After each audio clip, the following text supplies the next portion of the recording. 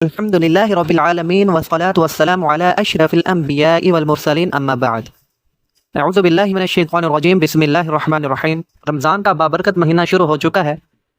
ان کی برکات کو سمیٹنے کے لیے ایک سلسلہ شروع کر رہا ہوں جس میں ہم 40 احادیث یاد کریں گے اور انہیں سمجھنے کی کوشش کریں گے۔ سب سے پہلی حدیث مسلمانوں کے مسلمان پر حقوق کے متعلق ہے۔ عن ابی ہریرہ رضی اللہ تعالی عنہ قال قال رسول اللہ صلی اللہ علیہ وسلم حق المسلم علی المسلم ست اذا لقيته فسلم عليه واذا دعاك فاجبه واذا استنصحك فانصحه واذا عطس فحمد الله فشمته واذا مرض فعده واذا مات فاتبعه رواه مسلم۔ حضرت ابی ہریرہ رضی اللہ تعالی عنہ سے روایت ہے کہ رسول اللہ صلی اللہ علیہ وآلہ وسلم نے فرمایا مسلمان کے حق مسلمان پر 6 ہیں۔ جب تو اس سے ملے تو سلام کہہ، جب وہ تجھے بلائے تو اس کے پاس جا، جب تجھ سے خیر خواہی طلب کرے تو اس کی خیر خواہی کر، جب اسے چھینک آئے اور وہ اللہ کے حمد کرے تو اسے یرحمک اللہ کہہ، جب وہ بیمار ہو تو اس کی بیمار پرسی کر، جب فوت ہو تو اس کے جنازے کے ساتھ جا۔ اسلام خیر خواہی کا دین ہے۔ ان المؤمنون اخوہ، کہ اسلام جو ہے بے شک خیر خواہی کا نام ہے، کہ مومنین بھائی بھائی ہیں۔ اسلام کے متعلق سب سے قوی بات یہ ہے کہ یہ اللہ کا نام ہے۔ قرآن مجید میں اللہ تعالیٰ نے اپنے نام ذکر کرتے ہوئے فرمایا الملک القدوس السلام المؤمن المہیمن، وہ بادشاہ نہایت پاک سلام امن دینے والا غالب ہے۔ تو سلام یہ خود اللہ تبارک تعالیٰ کا نام ہے۔ تو یعنی سلام کا معنی وہ ہستی جو ہر عیب و نقص سے سالم ہے اور سب کو سلامتی دینے والا ہے۔ اور السلام علیکم کا معنی یہ ہوا کہ سلام تم پر سایہ فگن رہے، تمہارا نگہبان اور محافظ ہو۔ جس طرح کہا جاتا ہے نا اللہ معک واللہ یصحبک، کہ اللہ تعالیٰ تمہارے ساتھ ہو، اللہ تعالیٰ تمہارا ساتھی ہو۔ بعض کہتے ہیں کہ سلام کا معنی سلامتون، یعنی سلامہ کے معنی میں آتا ہے، یعنی سلامت اللہ علیکم، تم پر اللہ کی سلامتی ہو۔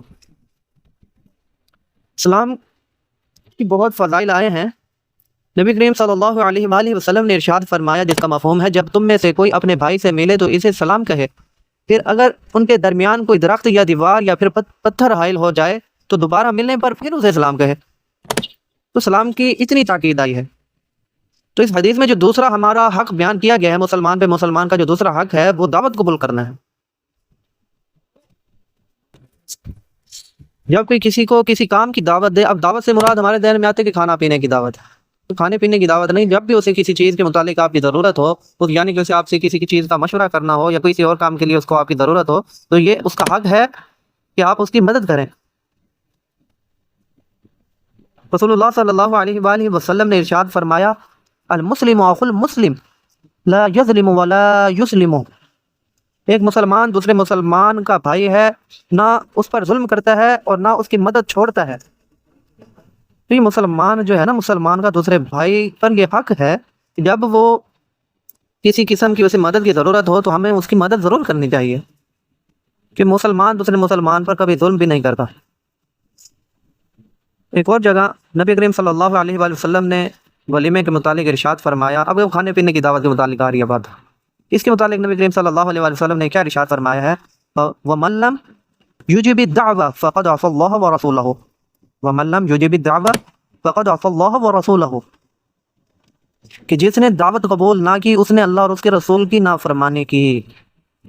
ہاں بعض دفعہ ولیمے ایسا ہوتا ہے کہ غیر شرعی کام ہوتا ہے تو وہاں سے واپس آ جانا چاہیے، لیکن دعوت کو قبول کرنا ضروری ہے۔ تیسرے نمبر پہ جو حق بیان کیا جا رہا ہے وہ خیر خواہی کے متعلق ہے۔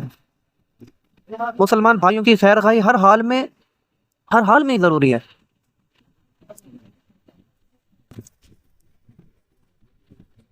ایک حدیث ہے وَيَنْصَحُ لَهُ إِذَا غَابَ أَوْ شَهِدَ، وہ حاضر ہو یا غائب ہو اس کی خیر خواہی ضروری ہے۔ چوتھا حق چھینک پر الحمدللہ کہنے کا ہے، کہ جب کسی کو چھینک آئے اور وہ الحمدللہ کہے تو اس کے جواب میں کیا کہنا چاہیے یرحمک اللہ، اور جس کو چھینک آئی ہے وہ پھر اس کے جواب میں اسے یہدیکم اللہ ویصلح بالکم کہے گا۔ اور پانچواں حق جو ہے وہ بیمار پرسی کا ہے۔ مسلمان کی بیمار پرسی یہ واجب ہے۔ امام بخاری نے اپنی صحیح میں باب باندھا ہے باب وجوب عیادتی، تو یہ ایک مکمل باب باندھا ہے، انہوں نے بھی اسی حدیث سے استدلال کیا ہے۔ کفار کی تعلیم سے متاثر جو ڈاکٹر ہیں ان کی زیادہ سے زیادہ کوشش کیا ہوتی ہے، مریض کو کسی سے ملنے نہ دیا جائے، حالانکہ بیمار کو دوستوں سے ملنے سے دلی راحت ہوتی ہے، جو دل کی تقویت کا باعث ہوتی ہے، جس سے بیماری ختم ہونے میں مدد ملتی ہے۔ اسی لیے کسی شاعر نے کیا خوب کہا ہے، ان کے دیکھنے سے جو آ جاتی ہے منہ پہ رونق، ان کے دیکھنے سے جو آ جاتی ہے منہ پہ رونق، وہ سمجھتے ہیں کہ بیمار کا حال اچھا ہے۔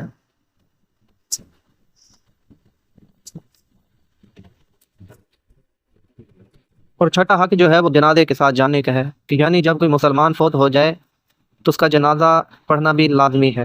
اللہ تبارک تعالیٰ سے دعا ہے کہ اللہ تبارک تعالیٰ ہمیں اس حدیث پر عمل کرنے کی توفیق عطا فرمائے۔ آخر دعوانا